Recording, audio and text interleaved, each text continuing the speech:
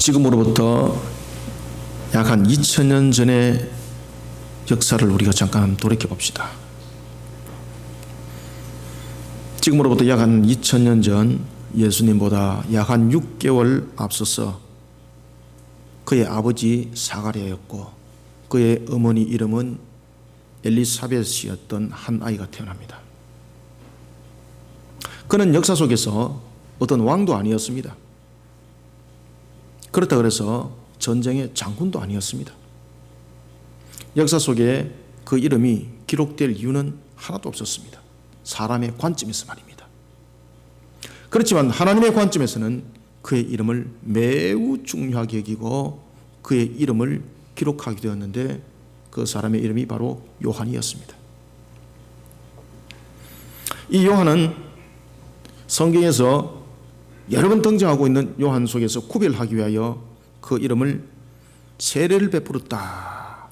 특히 요단강에서 세례를 베풀었다. 그래서 그 이름을 세례 요한이라고 우리는 부르고 있습니다. 그는 예수님의 제자였던 자신과 동명이인이었던 요한의 또한 스승이기도 했습니다. 그래서 우리는 그러한 요한을 사도 요한과 세례 요한으로 구별하여서 그 이름을 부르는 겁니다. 이런 세례 요한의 출생을 잠깐 우리가 돌이켜 봅시다. 그가 2000년 전에 태어날 때에 어떻게 태어났는가? 그의 아버지는 제사장이었습니다. 그의 아버지는 제사장의 반열에 있었습니다. 그리고 그의 어머니 엘리사벳을 통해서 그가 태어날 때에 아주 기묘하게 태어납니다. 한 천사가 아버지 사가랴에게 아들이 태어날 것을 이야기를 해줍니다. 그런데 그 당시에 이 사가랴와 엘리사벳에게는 자녀가 없었습니다. 그런데 단순하게 자녀가 없는 것이 아니라 늙어서 자녀가 없습니다. 그러니 인간의 능력으로 자녀를 출산할 수 있는 한계는 벗어난 상태였습니다. 그런 사가랴에게 천사가 나타나서 자녀가 태어날 것을 이야기를 하니까 얼마나 기가 차겠습니까? 놀라는 거예요. 그런데 이 아이가 단순하게 태어나는 것이 아니라 하나님께서 주신 특별한 사명을 가지고 태어날 것을 천사가 이야기를 하는 겁니다. 누가복음 1장 18절에 보면은 천사가 사가랴에게 그 이야기를 하는 겁니다. 장차 너의 아내 엘리사벳을 통해서 너가 한 아이를 가질 터인데 아들을 낳을 것이다. 그 이름을 요한이라 하라. 그는 하나님의 사명을 특별히 가지고 태어날 것이다. 그는 이 땅에 오시는 메시아, 바로 하나님이신 그분이 이 땅에 오셔서 이루실 우리의 구원의 길을 예비하기 위하여 그는 사명자로 이 땅에 쓰임받을 것이다. 그 이야기를 듣는 거예요. 얼마나 사가랴가 놀랐는지 모릅니다. 이런 요한이 정말로 태어난 겁니다.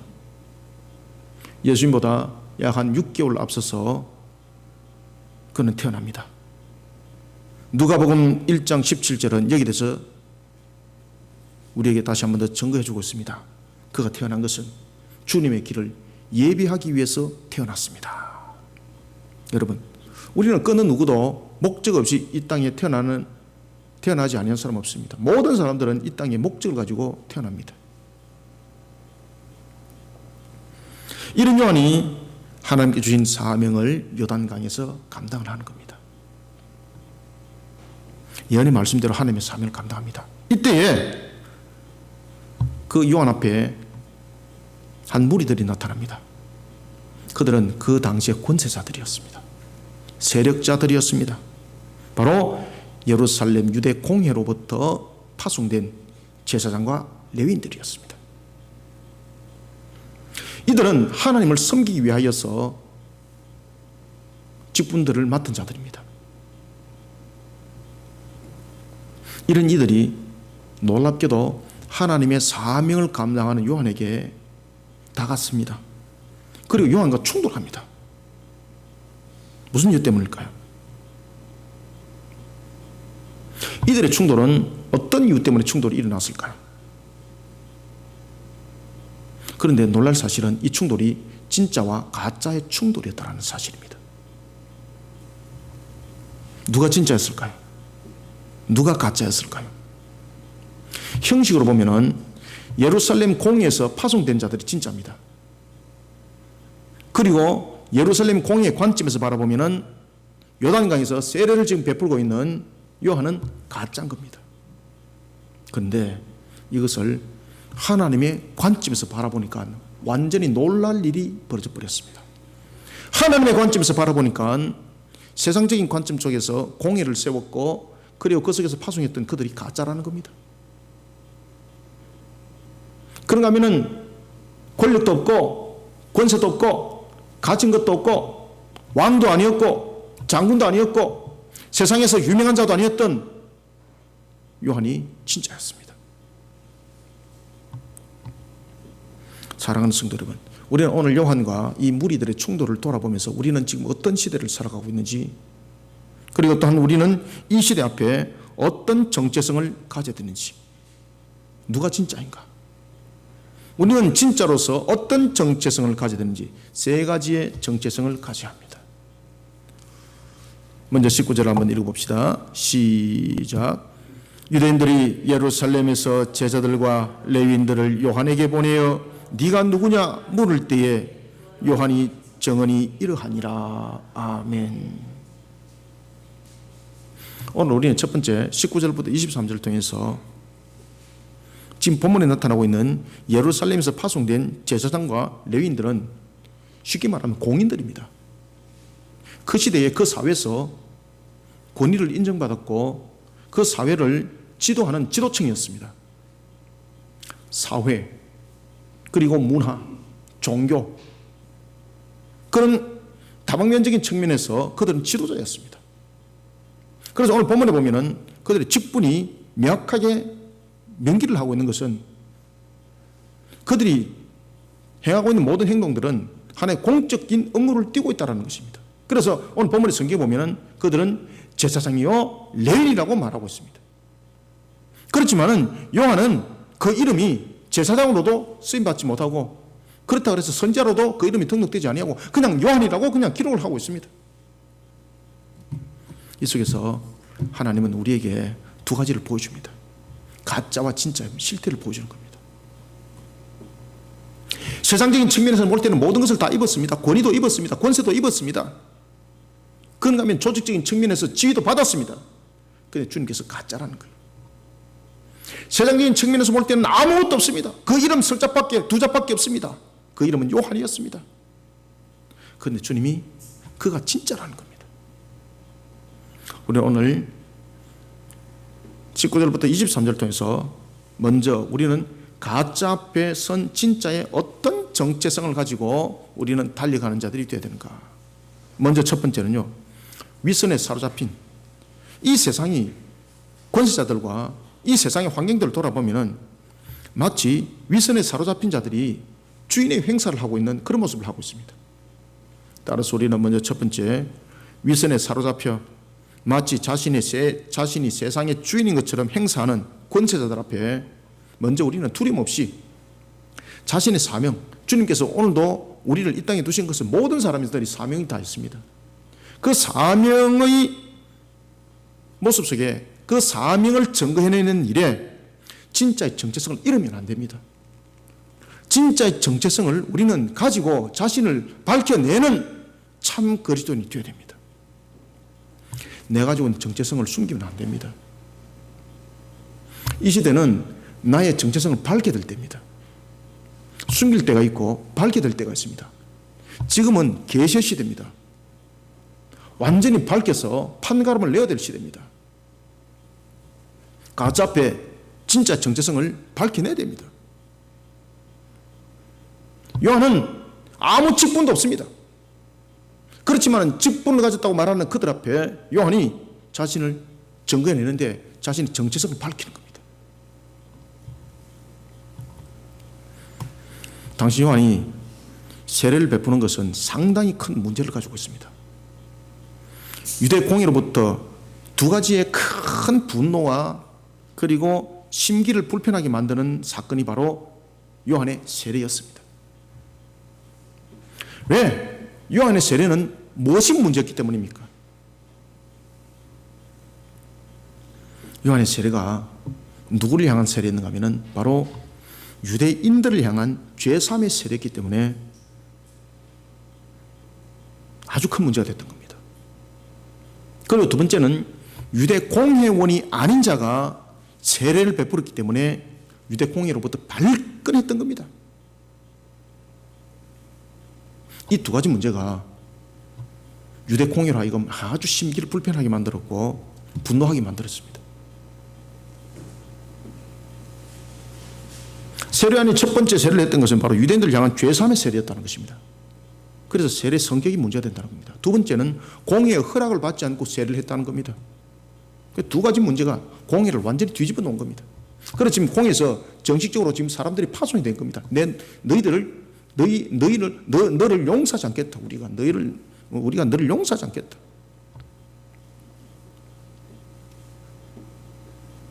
유대 공회가 왜 이 두 가지를 인정하지 못했을까요? 첫 번째 이유는 요한이 베풀어진 죄사함의 세례가 유대인을 향했다는 것이 아주 큰 문제였습니다.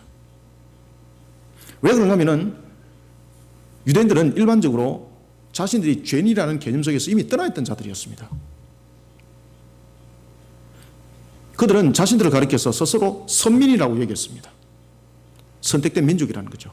하나님으로부터 완전 구원받은 민족이라는 거죠. 그렇기 때문에 죄인이 성립이 될 수 없다는 겁니다. 그런 그들이 율법을 지키는 것은 완전 구원을 받은 하나님의 백성으로서의 그 본을 보여주는 것이 그들이 율법을 지키는 것이었습니다. 그런데 실질적인 율법은 그것을 말하지 아니했고 그 속에 자신들의 죄를 돌아보게 했던 것이었습니다. 이런 엉터리적인 해석을 통해서 자신들이 선민이라고 내세웠던 겁니다. 그러면서 자신들은 죄인이 아니라는 것.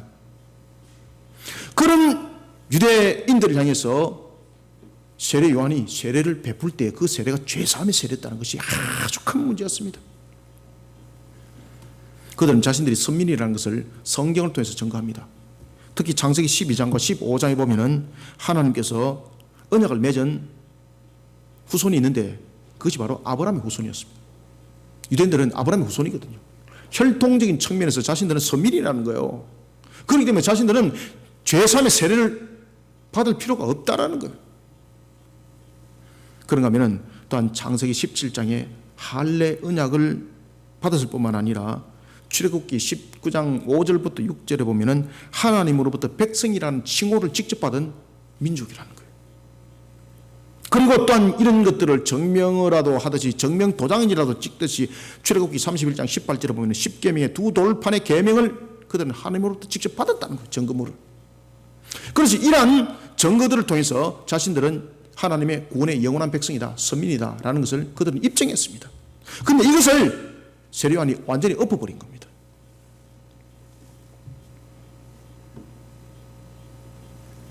유대 사회의 종교를 비롯해서 사회의 전반적인 것을 결정지었던 그 공회가 볼 때에 유대인을 향한 세례요한의 이 세례는 자신들의 기본적인 근간을 흔드는 행위였습니다. 그러니 용서할 수가 없었던 거예요. 두 번째 문제는 무엇인가 하면 유대 공회로부터 허락받지 않고 세례를 했다는 겁니다. 그래서 오늘 본문에 보면은 네가 그리스도냐라고 물어보는 겁니다. 세례요한도 말합니다. 나는 그리스도가 아니다. 두 번째는 왜 당시에 유대 공회로부터 세례는 허락이 받아야만이 됐는가 하면은 이 세례라는 것이 특징적으로 이방인들이 유대교로 개종을 할 때에 이방인들에게 베푸는 유대 공회의 허락 상태에서 진행되어지는 과정이었습니다. 이게 그런 세례를 세례요한이 공회의 허락도 없이 자기 혼자 주관적으로 그냥 행해버린 거예요. 그러니까 유대 공회 입장에서 볼 때에 용서할 수 없는 거예요. 세례의 성격도 문제였지만은 공회로부터 허락받지 않은 세례, 쉽게 말하면 자신들의 권위를 짓밟았다는 거예요.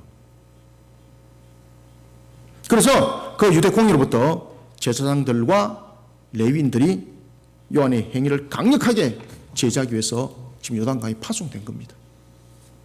그러면서 묻는 겁니다. 단독직입적으로 그냥 바로 묻는 거예요. 네가 누구냐?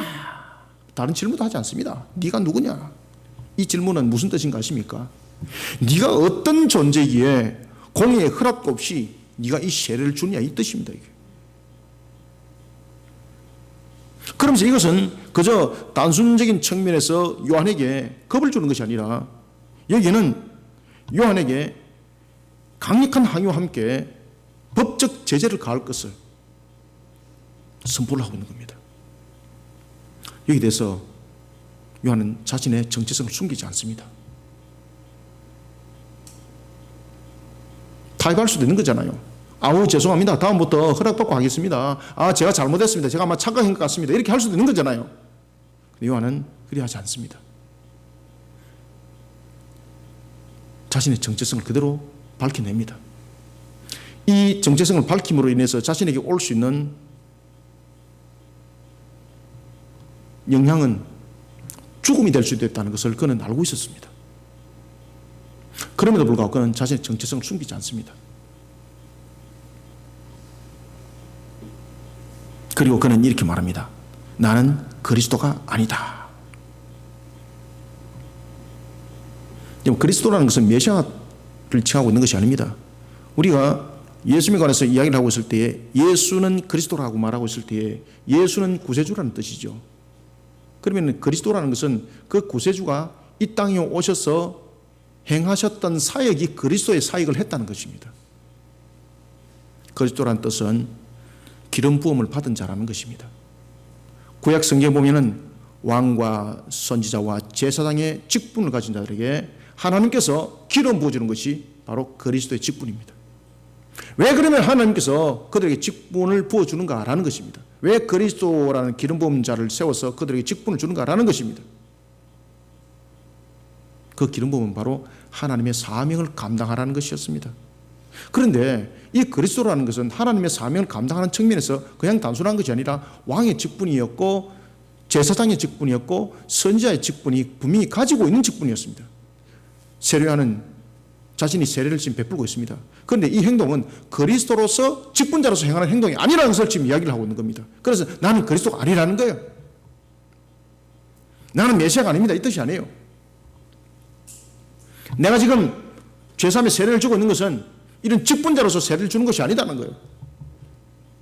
왕으로서 직분을 감당하는 자가 아니고 선자로서 직분을 감당하는 것이 아니고 제사장으로 직분을 감당하는 것이 아니다. 그래서 나는 그리스도가 아니다. 자신의 정체성을 밝히는 거예요. 이때 공에서 파송된 자들이 대노하면서 또다시 반복적으로 묻습니다. 그러면 네가 엘리야냐? 아니면 네가 그 선지자냐? 엘리야는 여러분들이 너무나도 잘 아시는 것처럼 이스라엘의 선자들 가운데서도 가장 돋보이는 선지자였습니다. 갈멜산에서 400명의 바알 선지자를 혼자 대적하였고, 그런가 하면은 이 땅에서 죽음을 맛보지 아니하고 하늘로 성천했던 선지자. 네가 그 선지자냐? 아니다는 거예요. 그럼 네가 엘리야가 아니면은 그 선지자냐? 또 물어봅니다. 여기서 그 선지자는 바로 마카비와 같은 선지자였습니다. 이스라엘이라는 나라가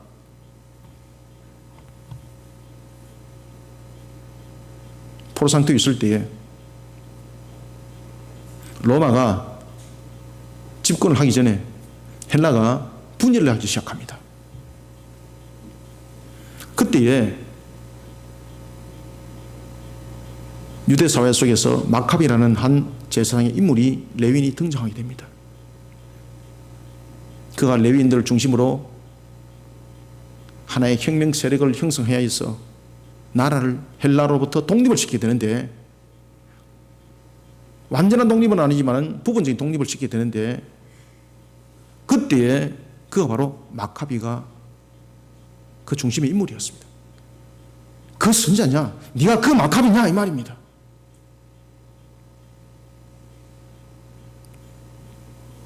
요한은 밝힙니다. 아니다. 그러면서 그는 자신의 정체성을 밝힙니다. 나는 약속된 메시아의 선구자로서의 사역자다. 나는 그리스도도 아니다. 엘리야도 아니다. 마카베 같은 그 선자도 아니다. 나는 약속된 메시아의 선구자로서 사역자다. 자신의 정체성을 밝히는 겁니다. 요한은 누가복음 1장 17절에 보면은 주님의 길을 예비하는 사명을 가지고 이 땅에 태어났습니다. 하나님께서 이 목적을 위해서 요한을 이 땅에 두었고 그는 그 사명을 지금 요단강에서 감당을 하고 있는 겁니다. 19절부터 23절 한번 읽읍시다. 시작. 유대인들이 예루살렘에서 제사장들과 레위인들을 요한에게 보내어 네가 누구냐 물을 때에 요한의 정언이 이러하니라. 요한이 드러내어 말하고 숨기지 아니하니 드러내어 하는 말이 나는 그리스도가 아니라 한데 또 묻되 그러면은 누구냐 네가 엘리야냐 이르되 나는 아니라 또 묻되 네가 그 선자냐 대답하여 아니라 또 말하되 누구냐 우리를 보낸 이들에게 대답하게 하라. 너는 네게 대하여 무엇이라 하느냐 이르되 나는 선자 이사야의 말과 같이 주의 길을 곧게 하라 하고 광야에서 외치는 자의 소리로라 하니라. 아멘. 자신의 정체성을 밝히는 거예요. 지금 요한은 자신 앞에 사람들이 많이 모였습니다. 공갈도 칠 수 있는 거잖아요. 그래 너희들이 알고만 나는 엘리야 영을 받은 자다 라고 말할 수도 있는 거잖아요. 그래 맞다 나는 너희들이 알고 있던 마카베 같은 그런 자다 그런 선자다라고 말할 수 있는 거잖아요. 그런데 그는 자신을 위장하지 않습니다. 거짓으로 포장하지 않습니다. 자신 앞에 중심적으로 모였던 자들 그리고 이미 이때는 자신이 제자가 형성되었을 때입니다. 자신의 어떤 모습을 가장적인 측면에서 드러낼 수도 있었습니다. 그런데 그는 자신의 정체성을 밝힙니다. 아니다. 나는 그리스도도 아니다. 나는 엘리야도 아니다. 나는 그 선자도 아니다. 나는 바로 이 땅에 오신 메시아의 길을 곧게 하기 위해서 그분이 이 땅에 오셔서 어떤 사역을 펼쳐갈지를 세상 사람들에게 전가하기 위해서 이 땅에 온 선구자다. 그러면서 자신이 요단강에서 제3의 회개 세례를 베푸는 이유를 설명하고 있는 거예요. 유대 공예는 하나님을 섬긴다고 하면서 자신들이 주인이 오히려 되어버렸습니다. 요한이 행하는 세례를 통해 모든 사람은 하나님 앞에 죄인이라는 사실을 요한은 밝히고 있는데 그들은 지금 부정하고 있습니다. 하나님을 섬기는 자들이 하나님의 예정하심과 작정하심과 섭리를 부정하고 있습니다. 가짜들이죠. 완전히 가짜들이죠. 이 땅에 여러분 가짜들이 얼마나 많습니까?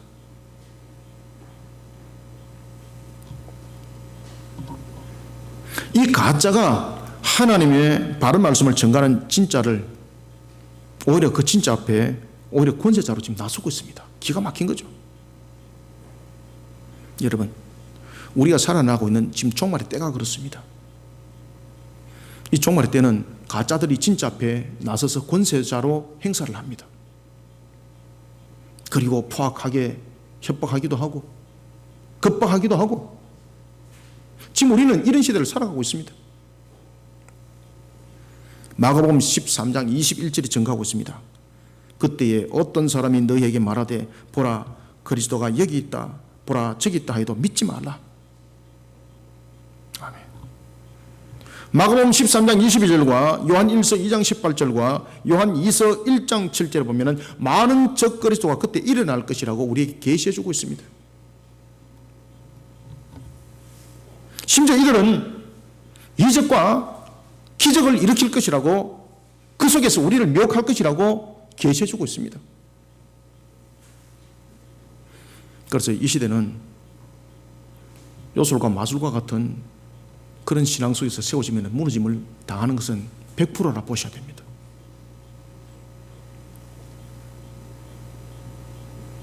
세상의 주인 노릇합니다. 이들이. 요한계시록 13장 보십시오. 두 짐승이 세상의 주인 노릇합니다. 심지어 구세주로 등장하기도 합니다. 위선을 사로잡혀 마치 자신이 세상의 주인인 것처럼 행사하고 있습니다. 권세자로 등장합니다. 그리고 두려움도 줍니다. 공갈도 칩니다. 공갈로 치는 것으로 끝나는 것이 아니라 실질적으로 행사를 하기도 합니다.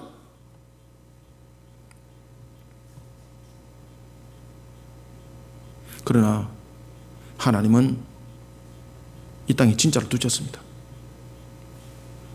세례요한처럼 하나님께서 이 땅에 두신 자신의 사명을 분명히 기억하시길 바랍니다. 그 속에 우리는 진짜의 정체성을 잃어버리면 끝장나는 겁니다. 지금 교회들이 진짜의 정체성을 잃어버리니까 교회가 얼마나 지금 짓밟히고 있습니까? 세상 속에. 놀랄 사실은 지금 교회가 영업 집단이 되어버렸습니다. 이게 누구의 책임입니까? 진짜가 진짜를 증거하지 못하니까 가짜들에게 짓밟혀가지고 이런 피투성이가 되어버린 그런 처참한 시대를 우리는 살아가고 있는 겁니다. 요한처럼 진짜의 정체성을 드러내야 합니다. 세상이 우리를 향해서 짓밟을지라도 우리는 진짜의 정체성을 잃어버리지 않아야 합니다. 그것이 참 그리스도인인 것입니다.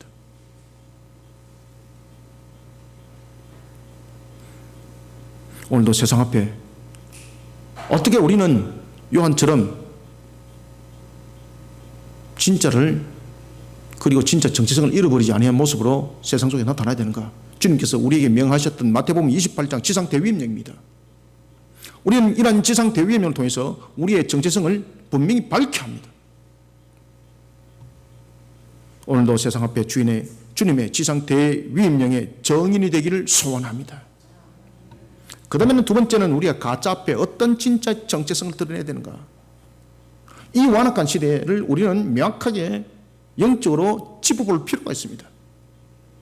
이런 속에 우리는 두 번째 어떤 진짜 정체성을 드러내야 되는가? 24절 한번 읽읍시다.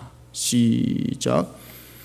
그들은 바리새인들이 보낸 자라. 아멘. 야, 여러분들 지금 이 대제사장들과 레위인들이 누가 보냈다는 겁니까?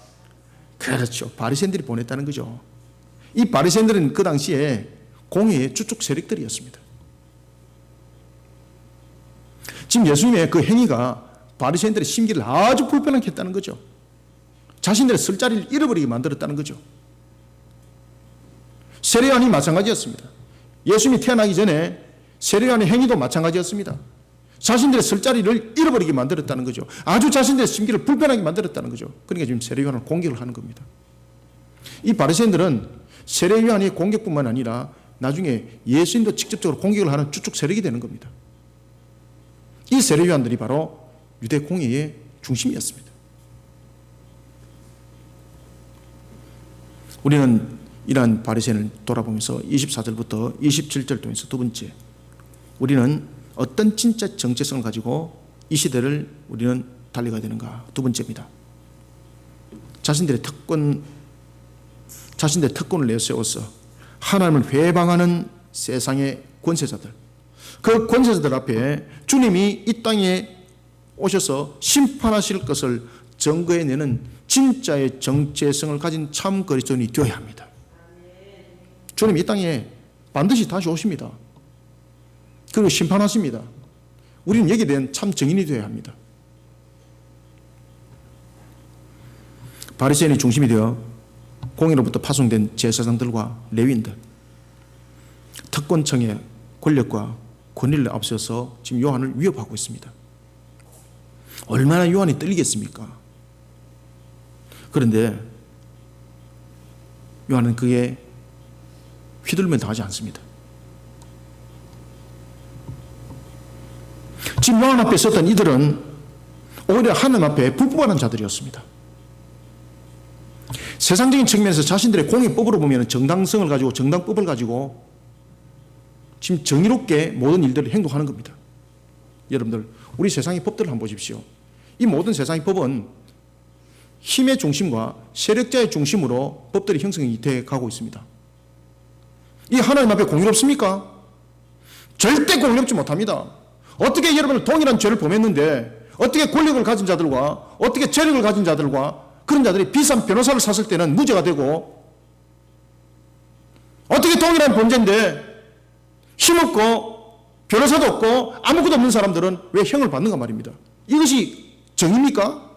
이것이 공의입니까? 편법이죠. 모든 것은 하나님 앞에서 돌아봐야 합니다. 이 바리새인들이 중심이 되어 있는 공회, 이 공회에서 파송된 제사장들과 레위인들, 이들도 특권층인들이죠. 권력과 권위를 앞세워서 자신들의 정의를 말하고 있지만은 그들은 하나님 앞에 오히려 불법하고 있는 자들이었습니다. 자신이 정당하다고 말한 것들 돌아보니까 전부 다 하나님 앞에 불법이었습니다. 우리가 살아가고 있는 세상도 마찬가지입니다. 법이라고 말하고 우리에게 내어놨지만은 내어놓은 거 보니까 전부 다 자기 편에서 자기 해석이었습니다. 우리는 이런 시대를 살아가고 있습니다. 이런 시대에 가짜들 앞에 진짜의 모습을 나타내야 됩니다.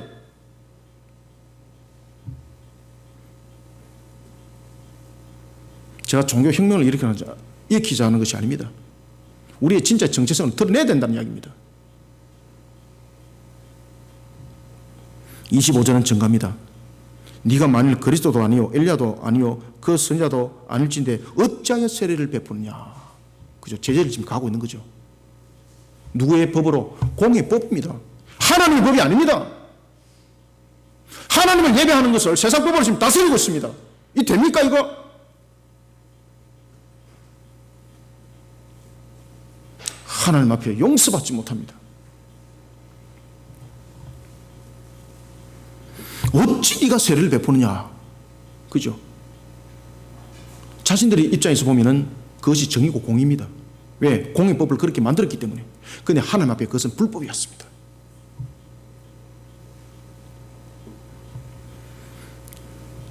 세례를 공의의 특권으로 여기고 있었기 때문에 요한이 세례를 내리면 안 되는 것이었습니다. 요한이 세례를 베풀면 안 되는 것이었습니다. 그것은 그들의 법이었습니다. 그런데 하나님은 그런 법을 내세운 적이 없습니다. 이방인이 유대교로 개종할 때 공의 허락하에 집행되었던 그런 조직의 구조를 네가 왜 무너뜨리냐 이 말이에요. 가관이죠. 공의 허락받지 않고 행한 요한의 그 행동을 불법이라고 말하는 거예요. 불법. 그런데 하나님은 그것을 불법이 아니라 사명이라고 말씀을 주고 있는 거예요. 24절 25절 두 절을 한번 읽읍시다. 시작. 또 그들은 바리새인들이 보낸 자라. 또 물어 이르되 네가 만일 그리스도도 아니요 엘리야도 아니요 그 선자도 아닐진데 어찌하여 세례를 베푸느냐. 아멘. 하나님 앞에 불법하고 있는 자들이 오히려 권세자가 되어서 하나님의 사역을 감당하고 있는 진짜를 회방하고 있습니다. 그러면서 뭐라고 말하고 있습니까? 네가 지금 불법하고 있는 거 알고 있느냐 이 말입니다. 기가 막힌 거죠. 이게. 기가 막힌 거죠. 네. 여러분들 이 시대가 조금 더 지나면요 예배도 정부로부터 허락받아야 됩니다. 앞으로 우리는 제가 서두에도 말씀드렸던 것처럼 종교혁명을 일으키자 하는 것이 아닙니다. 우리가 지금 진짜의 정체성을 잃어버리기 때문에 지금 짓밟히고 있는 건데 주님께서 우리에게 지금 교회를 향해서 신호를 주고 있는 겁니다. 교회가 바르게 세워져라고 말입니다. 너희들이 지금 무엇을 감당해야 될지 정체성을 밝히라는 거예요. 여러분들요. 교회가 부동산 투기업체입니까? 땅을 못 사서 환장했습니까? 제가 어릴 때는 교회 갈 때에 2km, 3km 걸어서 갔습니다. 차가 없어서 교회 못 갑니까? 누가 그런 법 만들었습니까? 주차장이 없어서 예배 못 드립니까? 누가 그런 법을 만들었습니까? 썩은 거죠. 정체성을 잃어버린 거죠.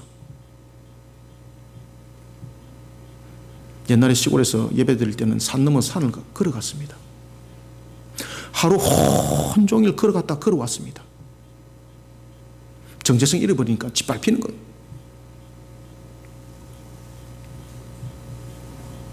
그러니까 가짜 앞에 진짜가 무너짐을 당하는 거예요, 여러분들요. 그렇지만은 세례 요한은 그러한 권력자들 앞에, 권세자들 앞에 무너짐을 당하지 않습니다. 왜? 자신의 정확한 정체성을 가지고 그들 앞에 섰기 때문입니다. 그러니까 성령 하나님이 도와주시는 거예요, 여러분들요.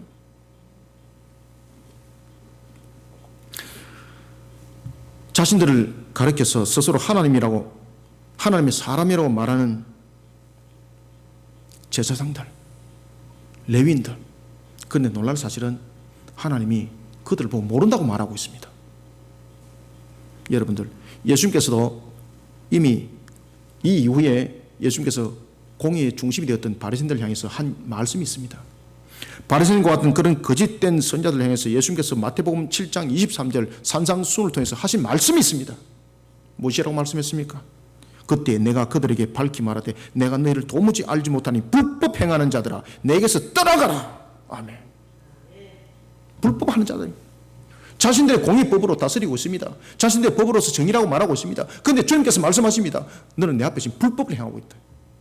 나라와 민족이 나라를 다스릴 때도 민족을 다스릴 때도 똑같습니다.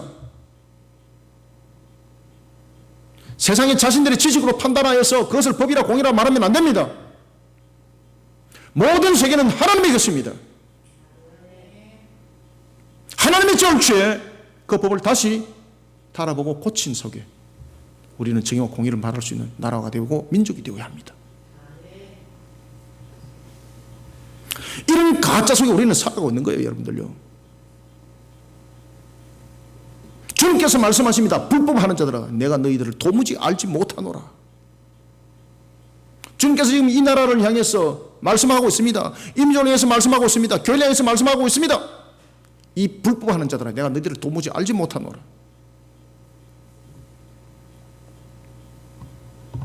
교회는 불법하고 있는 세상 앞에, 그리고 교회는 불법을 행하고 있는 교회 앞에 우리는 요한처럼 정체성을 잃어버리지 않은 모습들로 자신을 나타낼 때에 심판의 주님을 증거해야 됩니다.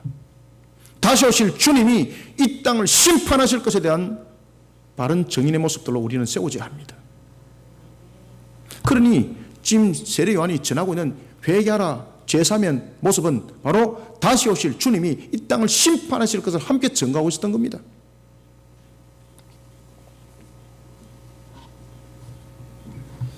제3의 세례를 증거하고 있는 요한은 진짜 정체성을 잃어버리지 않고 있습니다.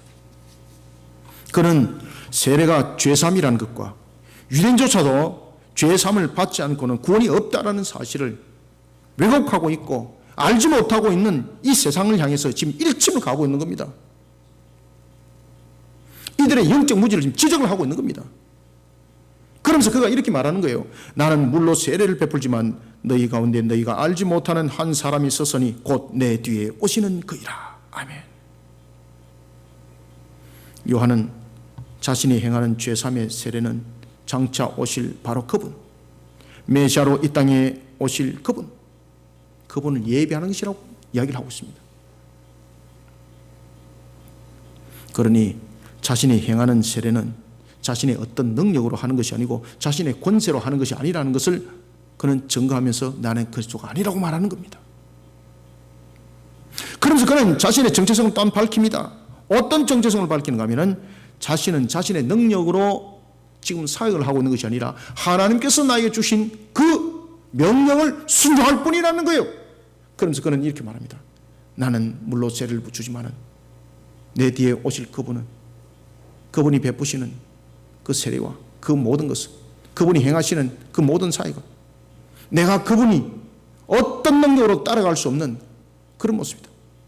예를 들면은 내가 지금 행하고 있는 행동은 그 주님의 신발끈도 하나 풀 수 없는 그런 능력이다. 여러분들 신발끈 푸는 거 어렵습니까? 그런데 자신이 지금 행하고 있는 행위는 지금 오실 그분의 모습에 비춰볼 때에 아무것도 아니라는 겁니다. 그저 자신은 오실 그 주님을 예배하는 길에 서서 지금 사역을 할 뿐이라는 거예요. 26절부터 27절을 두 절로 한번 읽어봅니다. 시작.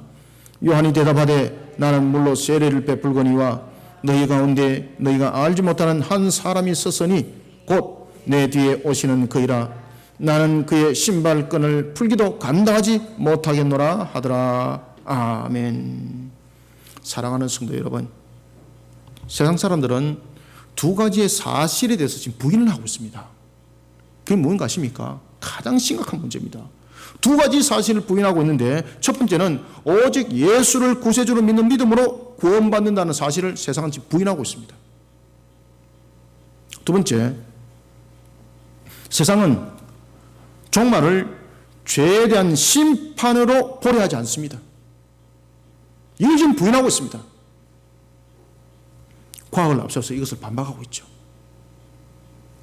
세상은 종말을 어떻게 해석하고 있습니까? 엘니노 현상, 어떤 자연적인 충돌, 인간의 재앙, 뭐 이런 부분들로서 상식과 지식을 앞세워서 이야기를 하고 있습니다.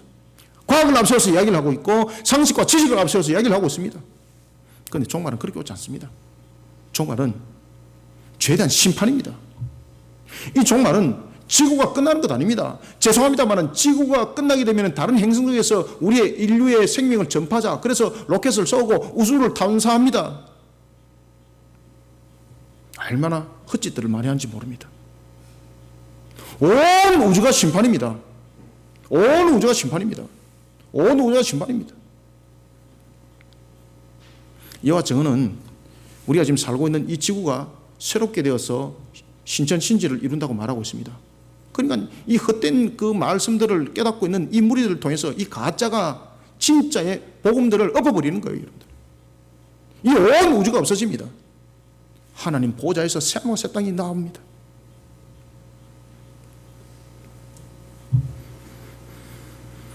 세상은 과학을 앞세워서 종말을 말하고 상식과 인간의 지식을 가지고 종말을 말합니다. 얼마나 어리석은 행동인지 모릅니다. 얼마나 어리석은 행동인지 모릅니다. 하나님의 신발끈도 하나 풀지 못하는 그런 과학의 능력을 의지하고 있습니다. 하나님의 신발끈도 하나 풀지 못하는 그런 사람의 상식과 지식을 앞세우면서 하나님의 일하심을 지금 앞서고 있습니다. 얼마나 교만한지. 이게 전부 다 악의 세력의 영향력입니다. 누가복음 6장 39절은 증거합니다. 또 비유로 말씀하시되 맹인이 맹인을 인도할 수 있느냐? 둘 다 구덩이에 빠지지 아니하겠느냐? 아멘. 자신들의 상식과 특권, 이것을 앞세워서 하나님을 회방하는 세상의 권세자들, 그리고 영적 무지한 자들, 그들 앞에 우리는 세례요한처럼 서야 합니다. 세상을 향해 예수 그리스도를 구세주로 믿는 믿음을, 그리고 죄 사함을 받는 것, 주님이 이 땅에 오셔서 심판하실 것, 우리는 세례요한처럼 진짜 정체성을 잃지 않고 증거해내는 참 그리스도인들이 다 되시기를 소원합니다. 그러면은 우리가 마지막으로 세 번째, 어떤 진짜의 정체성을 가져야 되는가? 28절을 한번 읽읍시다. 시작. 이 일은 요한이 세례 베풀던 곳 요단강 건너편 베다니에서 일어난 일이니라. 아멘. 여기서 여러분들이 28절에서 중요한 것은요, 이 일은 이라는 겁니다. 이 일은. 이 일은 무슨 뜻입니까? 역사 속에서 일어났던 사실이라는 뜻입니다. 이게. 그런데 이 일은 그러면서 지금 장소를 주시하고 있습니다. 장소를 주시하면서 이렇게 말합니다. 요한이라고 말합니다. 요한이. 그 이름이 딱 등장하잖아요. 이 일은 역사 가운데 일어났는데 요한이라고 말하고 있습니다. 그럼 요한이 어떤 일을 했는가? 요한이 무슨 정권 잡은 일도 없습니다. 그렇다고 해서 요한이 부유하게 살은 적도 없습니다. 누구보다도 탁월한 능력을 가지고 뭐 수학 만점 받은 일도 없습니다. 세상적인 측면에 아무 이야기도 지금 하고 있지 않습니다. 다만 나는 요한이라고 말하면서 역사 속에서 무엇을 지금 기록하고 있는가 하면은 하나님의 사명을 감당한 것을 딱 기록하고 있습니다. 그러면서 이렇게 말합니다. 그가 요단강 건너편 베다니에서 이런 일을 했다. 여러분들, 우리는 하나님께 이렇게 기억나면 됩니다. 우리 이름 석자 이러면 하나님께서 기억하실 때 도대체 그가 뭘 했지?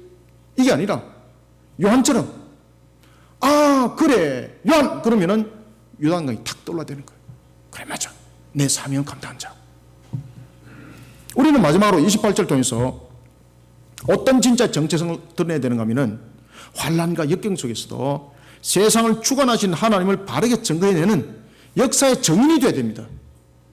역사의 증인으로 하나님께 기억 남는 진짜로서의 정체성을 잃어버리지 않는 참 그리스도인들이 되시길 바랍니다.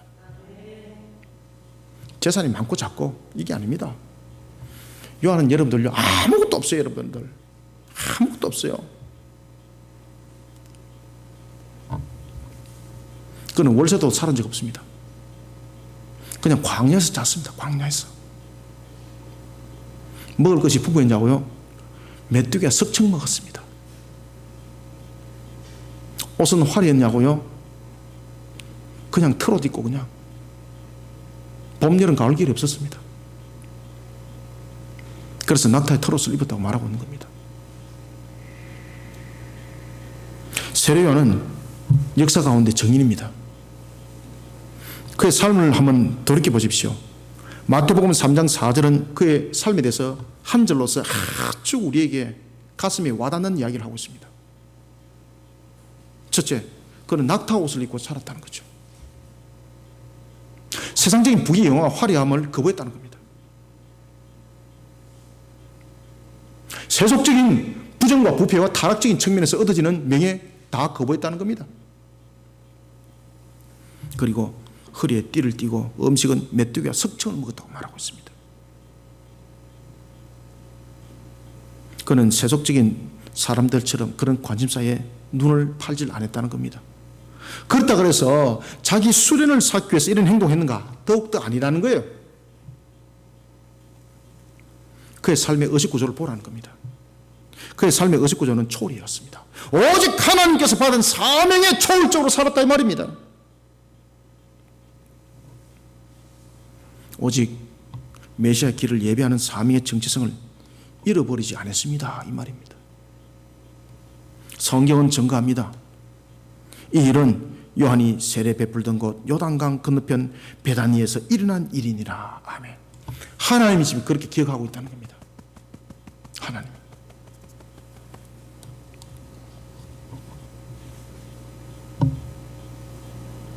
역경 속에서도 모든 것을 주관하시는 하나님, 역사의 모든 것을 주관하시는 하나님, 그 하나님이 요한을 기억할 때 이렇게 기억했다는 겁니다. 얼마나 기뻤을까? 하나님이 얼마나 기뻤을까? 진짜로서 정체성을 잃어버리지 아니한 요한은 얼마나 기뻤을까? 얼마나 기뻤을까? 요한은 보십시오. 공회원도 아니었습니다. 권세에 있는 자리도 단 한 번도 앉은 적이 없습니다. 부유하게 살은 적도 없습니다.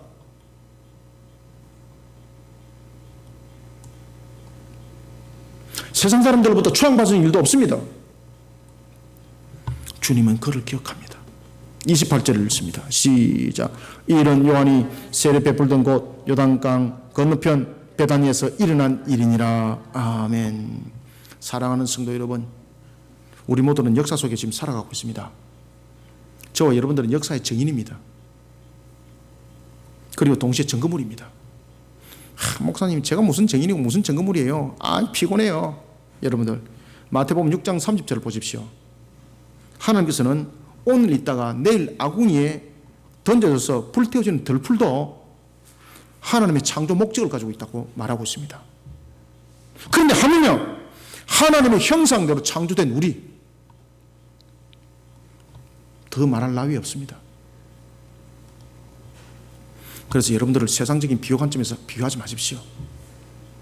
아이들을 교육시킬 때도 세상적인 비교 관점에서 높고 낮음을 가지고 말하지 마십시오. 공부 못할 수도 있습니다. 잘할 수도 있습니다. 뛰어날 수도 있습니다. 뛰어나지 못할 수도 있습니다. 그렇지만 뛰어나지 못한 자도 그 속에 하나님의 창조 목적이 있습니다. 그래서 하나님의 형상입니다. 요한이 지금 그렇게 기억 남고 있는 겁니다. 하나님께서 요한 그러니까 그래 맞아, 이 일을 행한 자야. 요단 건너편 베다니에서 나에게 준 사명을 죽도록 감당한 자였어.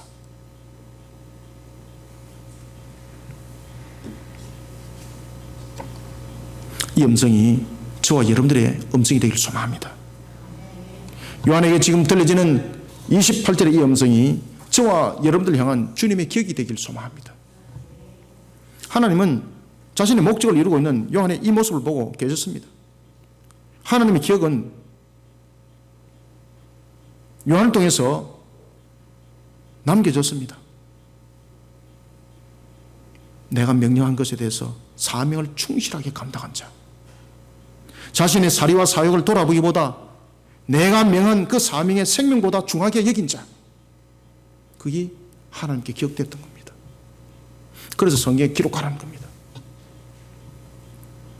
사랑하는 성도 여러분, 요한처럼 하나님께서 우리를 이 땅에 두신 목적이 있습니다. 모든 사람은 목적이 있습니다.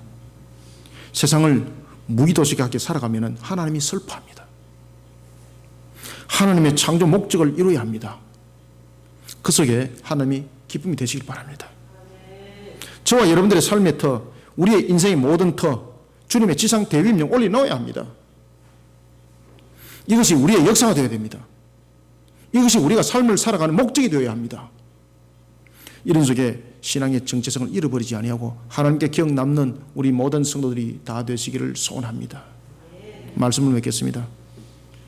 사랑하는 성도 여러분, 윗선에 사로잡혀 자신이 세상의 주인인 것처럼 행사하고 있는 권세자들 앞에 무릎 꿇으면 안 됩니다. 두려움 없이 자신의 정체성을 드러내시길 바랍니다. 그런데 이것을 혁명을 통해서 드러내는 것이 아닙니다. 주님께 주신 사명으로 자신의 정체성을 드러내야 되는 것입니다. 세례 요한처럼 말입니다. 지상 대위임령을 수행합시다. 주님이 오시는 그날까지 우리에게 복음을 전하라 하였습니다. 아버지와 아들과 성령의 이름으로 세례를 주라 하였습니다. 그리고 주님이 오시는 그날까지 이것을 지키고 가르치라 하였습니다. 우리는 이런 정체성을 드러내는 것입니다. 혁명 또한 정체성이 아닙니다.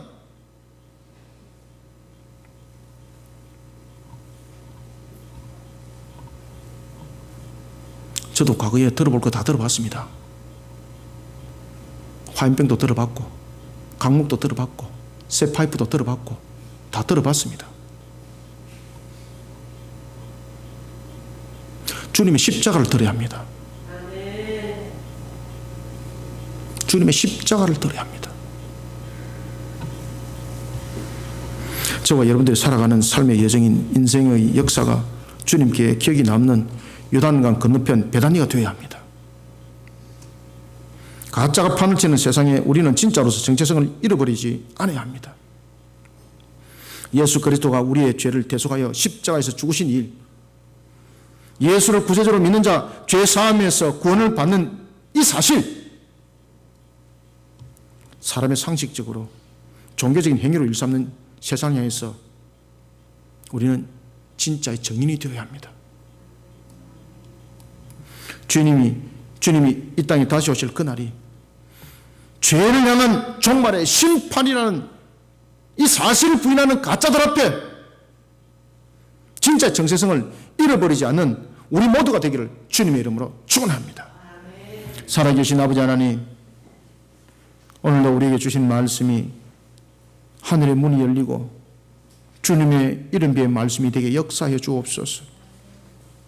우리 눈에는 보이지 않지만 살아계신 하나님, 천지와 만물을 오늘도 친히 운행하시고 주관하시는 하나님, 오늘 세례 요한을 통해서 우리에게 주신 말씀이 그저 우리 속에 머리에 상식으로 와닿는 말씀이 되지 말게 하여 주시고, 이 시대를 바로 이끌어가는 십자가의 군병으로 일어서는 말씀이 되게 역사하여 주옵소서. 가짜 앞에 진짜의 정체성을 잃어버리지 아니하여야 되겠습니다. 속이는 말씀 속에 넘어지지 아니하도록 바른 진리의 말씀에 바른 교리 가운데 세워 주옵소서. 예수 그리스도의 십자가 반석에 우리를 세워 달려가게 도와 주옵소서. 우리의 손에는 혁명의 무기가 드는 것이 아니라 십자가 복음이 들려지게 하여 주시고, 오늘도 우리 하여금 신앙의 정체성을 잃어버리지 아니하도록 주님의 뜻을 세워나가는 일에 지상 대위임령을 우리의 목적과 방향임을 알고 진짜의 정체성을 드러내는 빛이 되게 하시고 소금이 되게 하여 주시옵소서. 살아계신 하나님, 오늘 주신 말씀이 우리 모든 성도들에게 하늘의 꼴의 양식이 되기에 부족함이 없도록, 비록 종의 입술을 통하여 증거되어졌지만은 성령 하나님, 이 말씀이 하나님의 결실을 맺는 열매가 되게 역사하여 주옵소서. 우리 모든 성도들의 심령 가운데 하나님께서 일으키는 생명의 말씀이 되게 하여 주시고, 우리 모든 성도들의 심령 가운데 맺혀지는 결실의 말씀이 되게 역사하여 주시옵소서.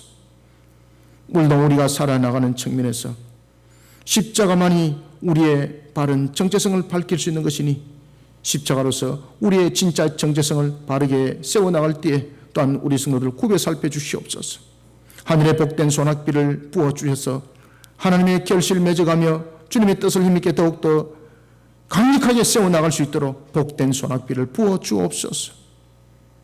생명의 말씀으로 사명 감당할 수 있도록 영으로 깨어 일어나게 하여 주시고, 영과는 주님의 사명을 감당기에 부족함이 없도록 모든 것을 강건하게 붙잡아 이렇게 세워 주옵소서. 하늘에 주시는 말씀으로 오늘도 우리 모든 성도들을 덮어 응답하여 주시길 소망하며 예수님의 이름으로 기도드립나이다. 아멘.